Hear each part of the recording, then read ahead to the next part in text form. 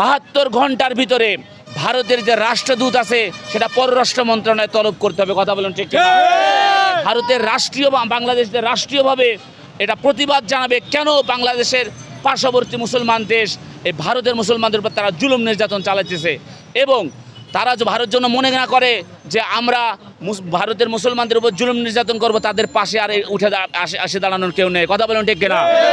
আমরা বলতে চাই সর্বশেষ কথা যে ভারত এবং বাংলাদেশের মুসলমানদের মাঝখানে কাঁটাতার থাকতে পারে, কিন্তু আমাদের ভালোবাসার ভিতরে কোনো কাঁটাতার নেই। কথা বলুন ঠিক কিনা? আমাদের ভ্রাতৃত্ব বন্ধনের ভিতরে কোনো কাঁটাতার নেই। কথা বলুন ঠিক কিনা?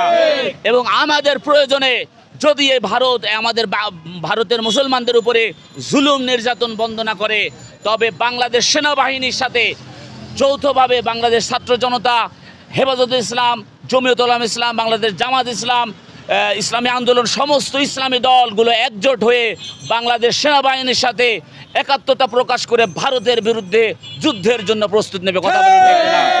এবং আমরা সর্বশেষ আজকের থেকে বলতে চাই যে অনতিবিলম্বে ভারতের রাষ্ট্রদূতকে তলব করে বাংলাদেশ পররাষ্ট্র মন্ত্রণালয়কে এটা ক্লিয়ার করতে হবে যে বাংলাদেশ একটি মুসলিম সংখ্যাগরিষ্ঠ দেশ, ভারতের মুসলমানদের যে কোনো প্রয়োজনে বিপদে আপদে ভারতের মুসলমানদের পাশে বাংলাদেশ আছে। কথা বলুন ঠিক কিনা?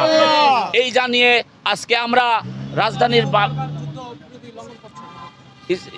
এই জন্য